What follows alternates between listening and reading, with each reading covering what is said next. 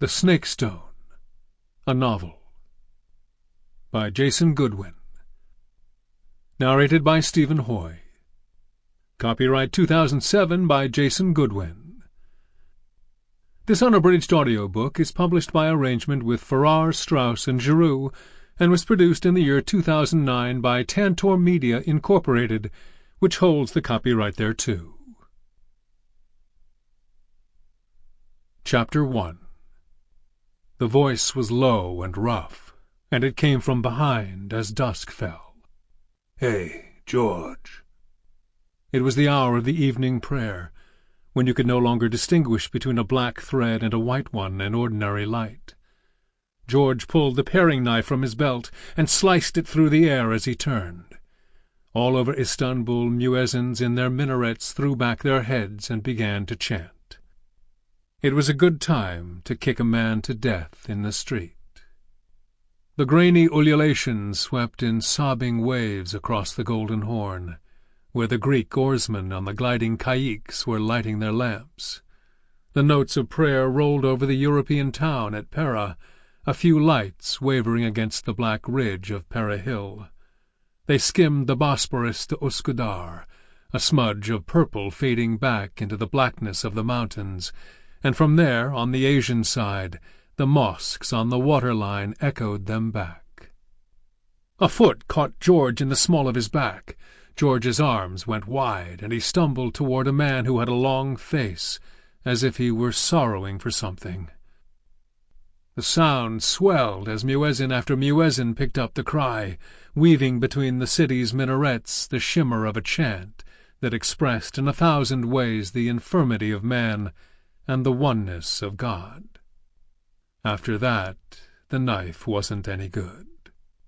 The call to prayer lasts about 2.5 minutes, but for George it stopped sooner.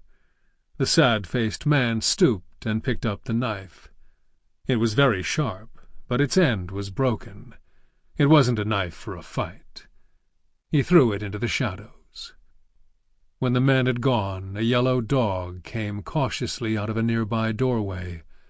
A second dog slunk forward on its belly and crouched close by, whining hopefully. Its tail thumped the ground. The first dog gave a low growl and showed its teeth. Chapter 2.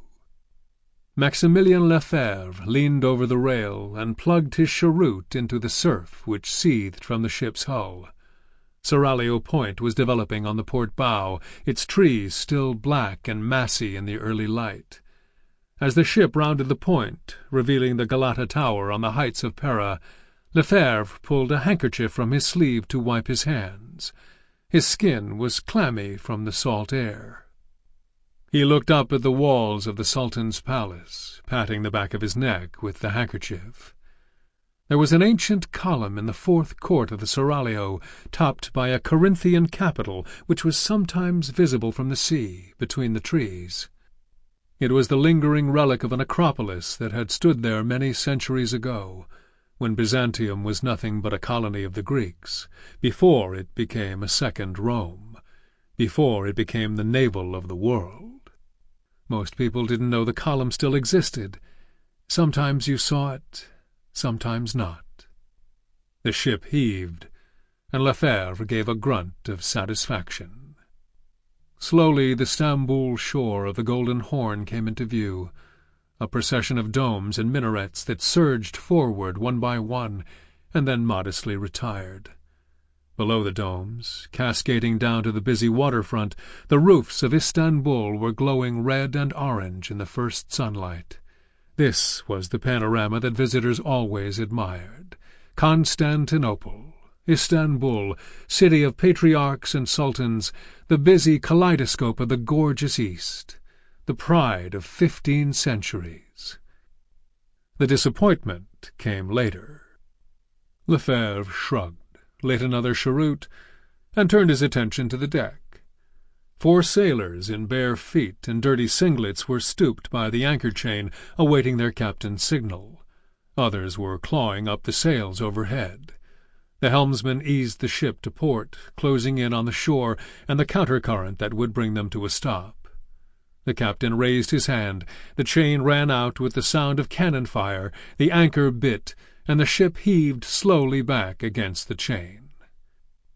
A boat was lowered, and Lefebvre descended into it after his trunk. At the para-landing stage a young Greek sailor jumped ashore with a stick to push back the crowd of touts. With his other hand he gestured for a tip. Lefebvre put a small coin into his hand, and the young man spat. "City moneys," he said contemptuously. "City moneys very bad, Excellency." He kept his hand out. Lefebvre winked. "Piastre de Malta," he said quietly. "Oh-ho!" The Greek squinted at the coin, and his face brightened. "Very good." He redoubled his efforts with the touts. "These is robbers. You wants I find you porter? Hotel? Very clean, Excellency." "No, thank you." "Bad men's here. You was first times in the city, Excellency?" "No." Lefebvre shook his head. The men on the landing stage fell silent. Some of them began to turn away. A man was approaching across the planked walk in green slippers. He was of medium build, with a head of snowy white hair. His eyes were piercingly blue. He wore baggy blue trousers, an open shirt of faded red cotton. "Dr. Lefebvre, follow me, please." Over his shoulder he said, "Your trunk will be taken care of." Lefebvre gave a shrug. "À la prochaine." "Adieu, monsieur," the Greek sailor replied slowly. Chapter 3. That same morning in the Flair district of Istanbul, Yashim woke in a slab of warm spring sunshine and sat up, drowsily rubbing his hands through his curls. After a few moments he cast aside his Cardassian blanket and slid from the divan, dropping his feet automatically into a pair of grey leather baluchis. He dressed quickly and went downstairs, through the low Byzantine doorway of the widow's house, and out into the alley. A few turns took him to his favourite café on the Kara Davet, where the man at the stove gave him a nod and put a small copper saucepan on the fire. Yashim settled himself on the divan facing the street, beneath the projecting upper windows. He slipped his feet under his robe, and with that gesture he became, in a sense, invisible. It was partly the way Yashim still dressed. It was several years since the Sultan had begun to encourage his subjects to adopt Western dress. The results were mixed. Many men had swapped their turbans for the scarlet fez, and their loose robes for trousers and the stamboulin, a curiously high-necked, swallow-tailed jacket, but few of them wore European lace-up boots. Some of Yashim's neighbours on the divan resembled black beetles in bare feet, all elbows and pointy knees. In a long cloak, somewhere between deep red and brown, and a saffron-coloured robe, Yashim might have been a ruck in the carpet that covered the divan. Only his turban was dazzlingly white. But Yashim's invisibility was also a quality in the man, if man was the proper word. There was a stillness about him, a steadiness in the gaze of his grey eyes, a soft fluidity to his movements, or an easiness of gesture that seemed to deflect attention rather than attract it. People saw him, but they did not quite notice him either, and it was this absence of hard edges, this peculiar withdrawal of challenge or threat, that comprised his essential talent and made him, even in 19th-century Istanbul, unique. Yashim did not challenge the men who met him, or the women. With his kind face, grey eyes, dark curls barely touched, at 40 by the passage of the years, Yashim was a listener, a quiet questioner, and not entirely a man. Yashim was a eunuch. He took his coffee propped up on one elbow and ate the surek, brushing the crumbs from his moustache. Deciding against having a pipe with his coffee, he left a silver piastre on the tray and walked down the street toward the Grand Bazaar. At the corner he turned and glanced back, just in time to see the cafe owner pick up the coin and bite it. Yashim sighed. Bad money was like poison in the bowels, an irritant that Istanbul could never rid itself of. He hefted his purse and heard the dry rustle of his fortune susurrate between his fingertips. This was one of those times when currency seemed to melt like sugar in the hand. But sugar was sweet. The Sultan was dying, and there was bitterness in the air. In the street of the booksellers, Yashim stopped outside a little shop belonging to Gulandris, who dealt in old books and curiosities. Sometimes he stocked the French novels that Yashim found hard to resist. Gulandris fixed his visitor with his one good eye and ground his teeth. Gulandris was not one of your forward, pushy Greeks. His job as a bookseller was to watch, not speak. One of his eyes was filmed with cataracts, but the other did the work of two, recording the way a customer moved, the speed with which he selected a certain book, the expression on his face as he opened it and began to read. Old books, new books, Greek books, Turkish books, and precious few of those, books in Armenian and Hebrew, and even now and then in French. Dmitri Gulandris stocked them as and when they came to him, pell-mell. Books did not interest him, but how to price a book, that was another matter, and so, with his one good eye, he watched the signs.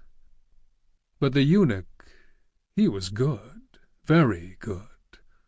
Gulandris saw a well-set gentleman in early middle age, his black hair faintly touched with grey beneath a small turban, wearing a soft cloak of an indeterminate colour. Gulandris believed that he could penetrate any of the ruses that people used to throw him off the scent, the feigned indifference, the casual addition, the artfully contrived and wholly careless impulse. He listened to what they said. He watched the way their hands moved and the flicker of their eyes. Only the damned eunuch remained a constant puzzle. "Are you looking for a book?" Yashim lifted his head from the page he was reading and looked around. For a moment he was puzzled. He had been far away with Benjamin Constant, a French writer whose single slim novella laid bare the agonies of love unfulfilled.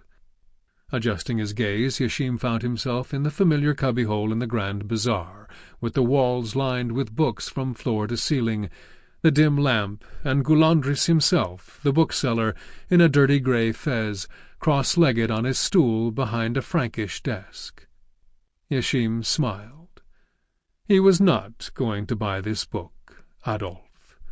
He closed it softly and slid it back into its place on the shelf. Yashim bowed, one hand to his chest. He liked this place, this little cave of books. You never knew what you might find. Gulandris, he suspected, had no idea himself. He doubted if he could do more than read and write in Greek. And today, hugger-mugger with the Frankish textbooks on ballistics, the old imperial scrolls bearing a sultan's beautiful calligraphic togra, the impenetrable Greek religious tracts, the smattering of French novels Yashim so enjoyed, there, bizarre as it was, a treasure that caught his eye. It had not been there last month. It might not be there the next. Half smiling to himself, Yashim slid the book out. Then he carefully reached up and took down Adolphe again. He hesitated a little over his third choice, choosing at random something French, all the while feeling Gulandris's eye fixed firmly on his movements. Slightly too casually, he hoped, he slipped it to the bottom of the pile as he placed the books on the desk. Gulandris sucked his lips. He did not haggle or offer arguments. He suggested prices. Yashim failed to suppress a flicker of disappointment as Gulandris solemnly priced the third book just a shade beyond his reach. Left with two, he put out a hand and picked up Adolphe. The bookseller glanced suspiciously from the book in Yashim's hand to the book on the desk. The book on the desk was fatter. It had more writing in it, but the thin book was in the eunuch's hand. 12 piastres, Gulandris growled, placing a stubby finger on the book in front of him. Yashim delved into his purse. He put Adolf back on the shelf, and with a nod to the old man in his dirty fez, stepped out into the street of the booksellers, hugging to his chest Volume 1 of Carême's L'Art de la Cuisine Française au XIXe siècle. At the bottom of the hill, he turned toward the market. Yashim saw the fishmonger staring stonily at his scales as he weighed out a bass for an elderly matriarch. 2 men were haggling over a bunch of carrots. Bad money bred suspicion, Yashim thought. And then he smiled again, thinking of George at his vegetable stall. George always had good ideas for supper. George had no truck with suspicion. George was a cussed old Greek, and he would simply growl and say the money was shit. He looked ahead. George wasn't there. "He's not coming in no more, Effendi," an Armenian grocer explained. "Some kind of accident's what I heard." Accident? Yashim thought of the vegetable seller with his big hands. The grocer turned his head and spat. "They come up yesterday, said George wouldn't be here no more. Wanted the Constantinides brothers to get his pitch, they says." Yashim frowned. The Constantinides brothers wore identical pencil moustaches and were forever on the move behind their piles of vegetables like dancers.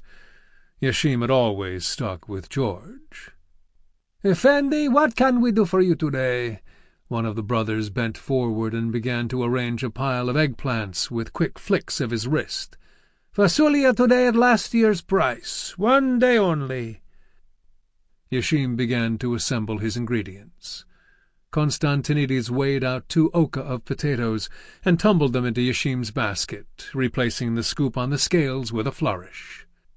4 piastres, 20, 85, the potatoes 505. And anything else, Effendi?"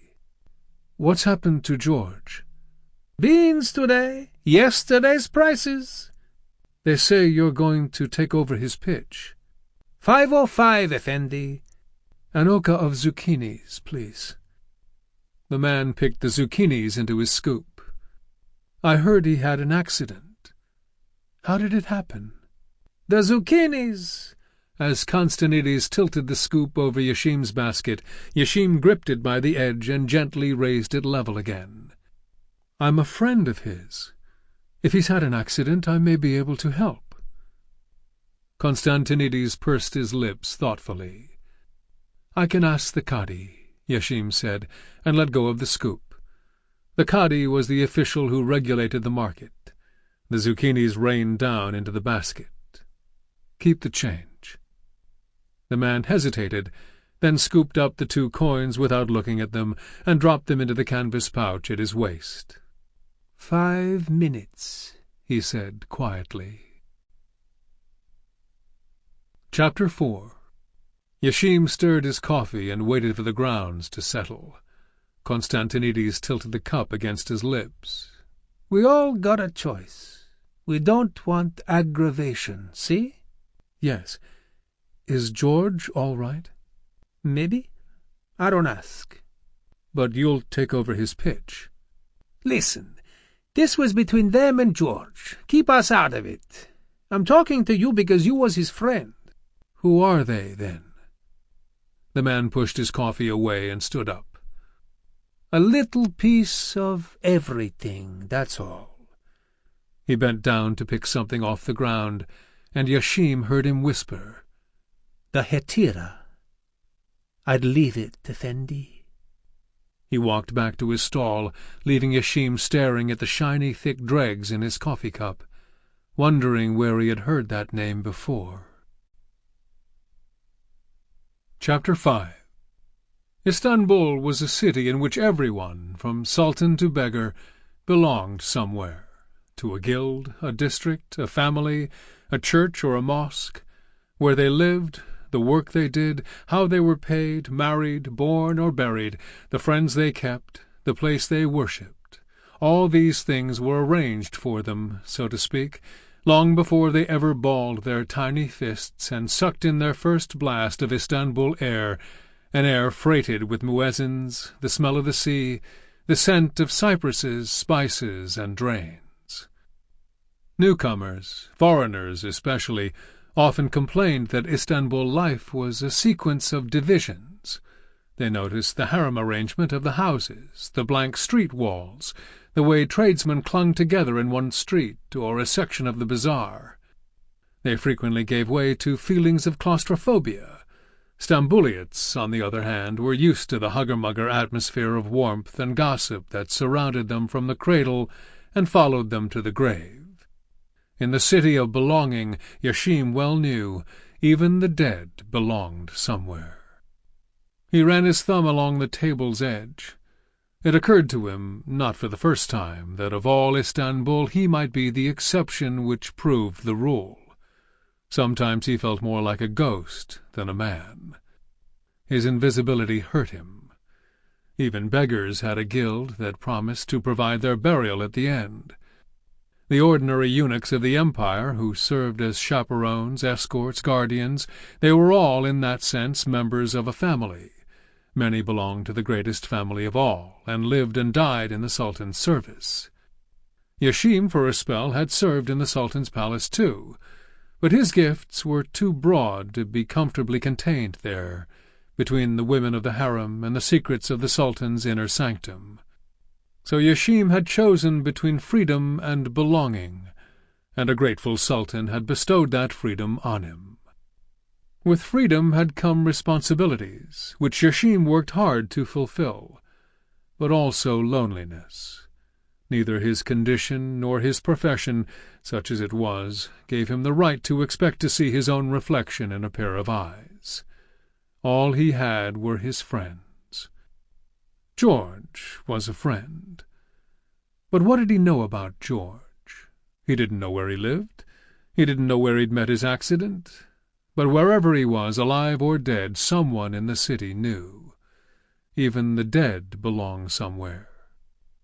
"George, I never asked," the Armenian stallholder said, scratching his head. "Yildiz? Dolmenbashi? Lives somewhere up the Bosphorus, I'm pretty sure. He walks up from the Eminonia wharf." One of the Eminonia boatmen, resting his athletic body on the upright oar of his fragile caique, recognized George from Yashim's description. He took him up the Bosphorus most evenings, he said. 2 nights ago a party of Greeks had spilled out onto the wharf and asked to be rowed up the Horn toward Eyüp. He had dithered for a while because he had not wanted to miss his regular fare. He remembered, too, that it must have been after dark because the lamps were lit, and he had noticed the braziers firing on the Pera shore, where the mussel sellers were preparing their evening snacks.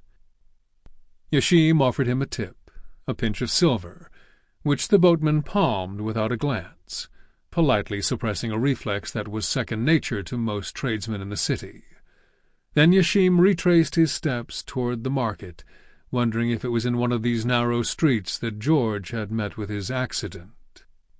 The sound of falling water drew his attention. Through a doorway, higher than the level of the street, he caught a glimpse of a courtyard with squares of dazzling linen laid out to dry on a rosemary bush. He noticed the scalloped edge of a fountain. The door swung shut.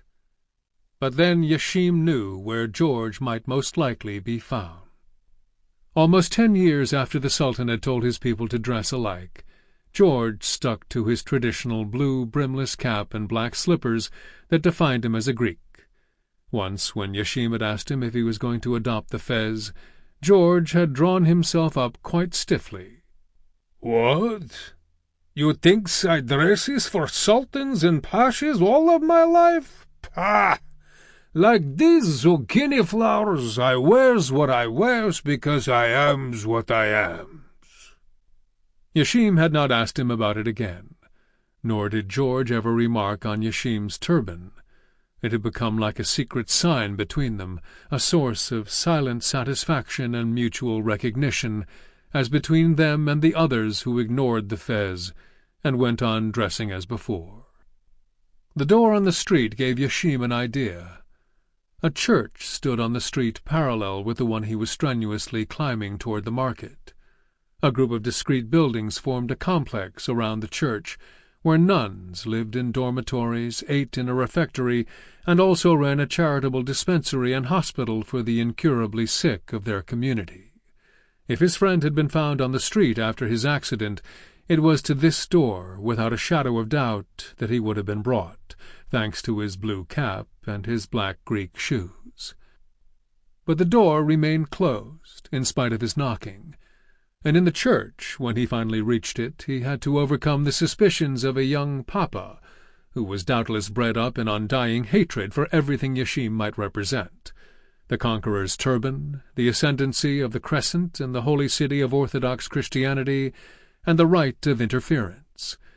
But when at last he passed beyond the reredos and through the vestry door, he met an old nun who nodded and said that a Greek had been delivered to their door just 2 nights past.